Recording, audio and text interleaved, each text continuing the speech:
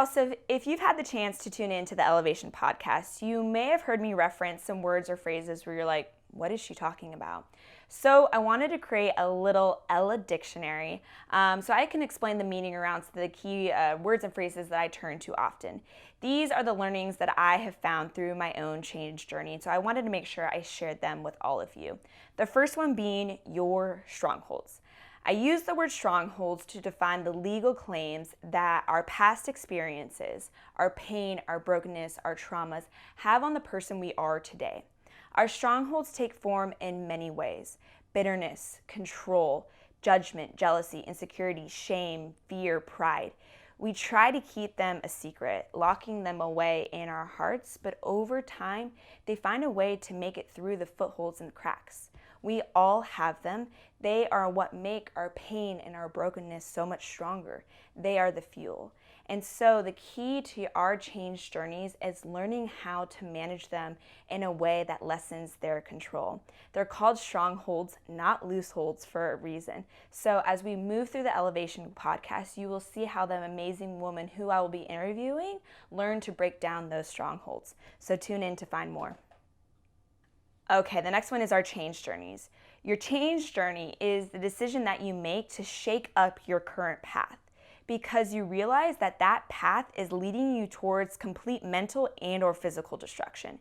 It usually follows a traumatic experience, forcing you to finally wake up and say to yourself, fuck, something has to give.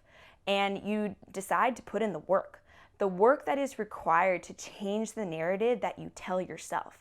The narrative that makes you believe lies about yourself, the one that is fueled by your strongholds. And through this journey, you gain this new set confidence in who you are, what you deserve, and what you are capable of. You are no longer willing to put up with your own shit as well as other people's shit.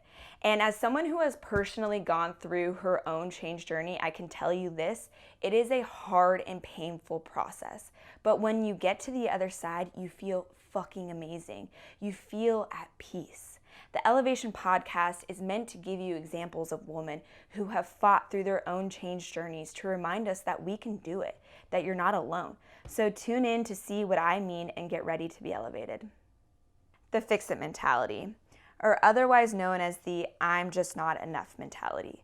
It's something that I noticed was deeply rooted in myself as I was going through my own change journey. And I realized that it was also deeply rooted in so many other women. I truly believe that we women have been trained to nitpick every single part of ourselves on the daily.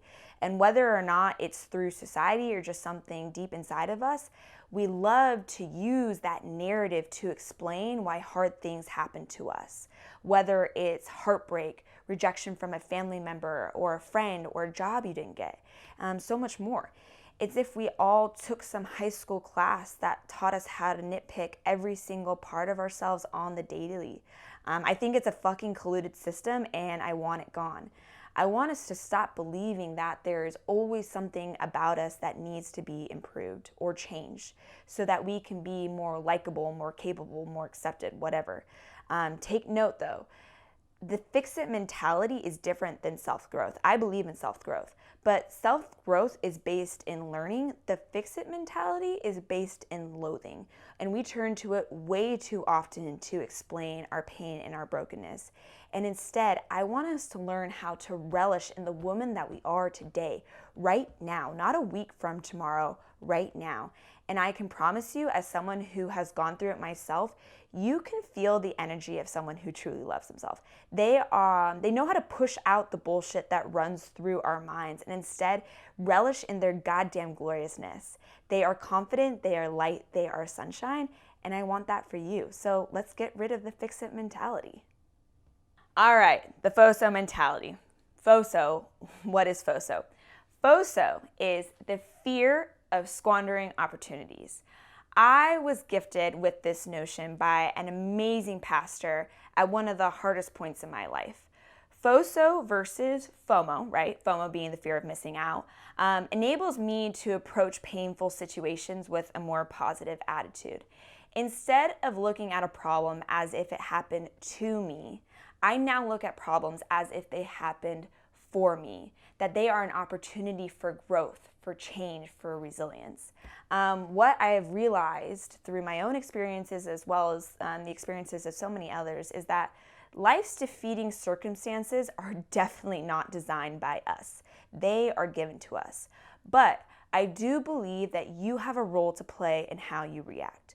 We can choose to give in, give up, or do nothing at all, what I call the FOMO approach, or we can choose to breathe, armor up, and take another swing at this shit show I call life.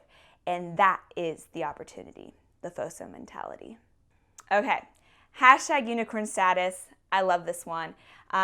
Unicorn status is actually pulled from the business world, which insinuates a company that has reached $1 billion valuation, which essentially means that it's a fucking successful company. These are the Airbnbs, the ClassPasses, the Stripes of the world. Anyways, for me, unicorn status is that similar level of confidence. The type of confidence when you are living a life that is in ultimate self-love. You know who you are, you know what you deserve, and you know what you're capable of. And everyone else who isn't about it can just fuck off. The best part about it is that when you are walking around portraying this confidence, I swear people can feel it. They know that there is a unicorn in the room and that unicorn is about to cause some serious damage. It's a spicy attitude and honestly, it's so fun to live. So try it out. She's a goddamn unicorn.